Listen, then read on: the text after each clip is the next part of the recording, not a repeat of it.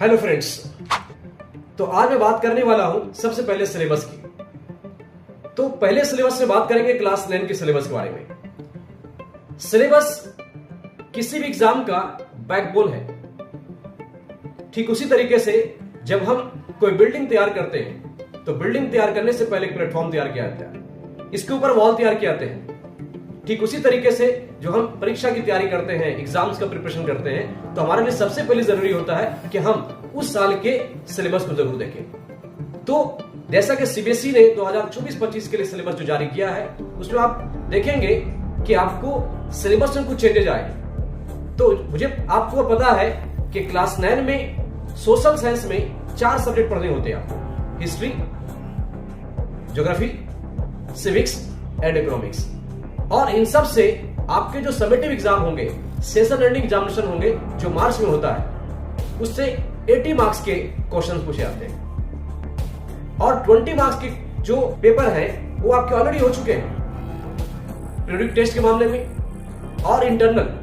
तो 20 मार्क्स आपके वहां से आते हैं। मतलब ये कि आपको 80 मार्क्स के लिए सेशन एंडिंग में जाना होता है। जब 80 मार्क्स के लिए जाना होता है, इसका मतलब ये हुआ कि आपको हिस्ट्री से 20 मार्क्स से क्वेश्चन पूछे जाएंगे, ज्योग्राफी से 20 मार्क्स से क्वेश्चन पूछे जाएंगे, इकोनॉमिक्स से 20 मार्क्स से क्वेश्चन पूछे जाएंगे और सिविक्स से भी आपको 20 मार्क्स से क्वेश्चन पूछे जाएंगे। तो बात सबसे पहले करते हैं हिस्ट्री की। हिस्ट्री में आप किताब और खोलते हो एनसीईआरटी की जो सिलेबस है, उसमें आपके 5 चैप्टर्स हैं। पहला चैप्टर है फ्रेंच रिवॉल्यूशन, जिसे फ्रांसीसी क्रांति भी कहते हैं। दूसरा है socialism in Europe and Russian revolution, यानी यूरोप में समाजवाद का उदय और रूसी क्रांति। तीसरा चैप्टर है नाजीवाद और हिटलर का उदय।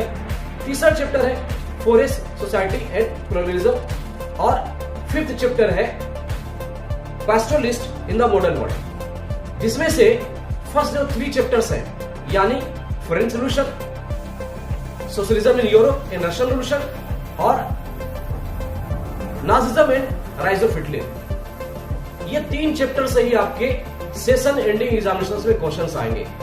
मतलब ये कि 2 जो चैप्टर्स देख रहे हैं, एक चैप्टर तो आपके सिर्फ पीटी के पार्ट थे और दूसरे से सिर्फ प्रोजेक्ट दिया जाएगा। तो मतलब ये 2 चैप्टर को आपको डिलीट कर देना है, यानी मान लेना कि 2 चैप्टर है ही नहीं। आपको सिर्फ 3 चैप्टर हिस्ट्री में पढ़ने हैं, यानी 20 मार्क्स के क्वेश्चन ये दे के जाएंगे, जिसमें से 2 मार्क्स के आपके मैप से क्वेश्चंस आएंगे। इसका मतलब है कि ईच चैप्टर से 6 मार्क्स के क्वेश्चंस आएंगे। तो हम आपको इसी तरीके से तैयार करवाएंगे जिससे कि आपको कम मेहनत से ज्यादा से ज्यादा मार्क्स मिला सके। अब बात करते हैं ज्योग्राफी की। तो ज्योग्राफी का सिलेबस आप देखते हो तो इसमें आपके टोटल आपके 6 चैप्टर्स हैं, 6 चैप्टर्स हैं। जिससे पहला चैप्टर है इंडिया साइज और लोकेशन, दूसरा है फिजिकल फीचर्स ऑफ इंडिया, तीसरा है ड्रेनेज, 4th है क्लाइमेट, 5th है natural vegetation and wild life और 6th है पॉपुलेशंस। जिसमें से जो 5th चैप्टर है नेचुरल वेजिटेशन, ये इससे आपके सिर्फ मैप से क्वेश्चंस आएंगे। मतलब ये कि आपको 5 चैप्टर्स का स्टडी आपको ज्योग्राफी के अंतर्गत करना है। पॉलिटिकल साइंस, जिसे सिविक्स भी कहते हैं, जो आपकी बुक में डेमोक्रेटिक पॉलिटिक्स के नाम से भी गया है, इसमें आपको टोटल 5 चैप्टर्स पढ़ने हैं और इसमें कोई भी चैप्टर डिलीटेड नहीं है। दैट मींस के 5 के 5 चैप्टर्स आपके समेटिव एग्जामिनेशंस के पार्ट है, जिससे आपको आएंगे। पहला चैप्टर है what is democracy, why democracy. Second है कॉन्स्टिट्यूशनल डिजाइन, थर्ड है इलेक्टोरल पॉलिटिक्स, 4th है वर्किंग ऑफ इंस्टीट्यूशंस और 5th है डेमोक्रेटिक राइट्स। तो ये 5 चैप्टर्स आपको पढ़ने हैं। लास्ट सब्जेक्ट हमारा है इकोनॉमिक्स। इकोनॉमिक्स से आपके टोटल 4 चैप्टर्स आपको दिए गए, जिसमें से पहला चैप्टर है पीपल एज रिसोर्स, दूसरा चैप्टर है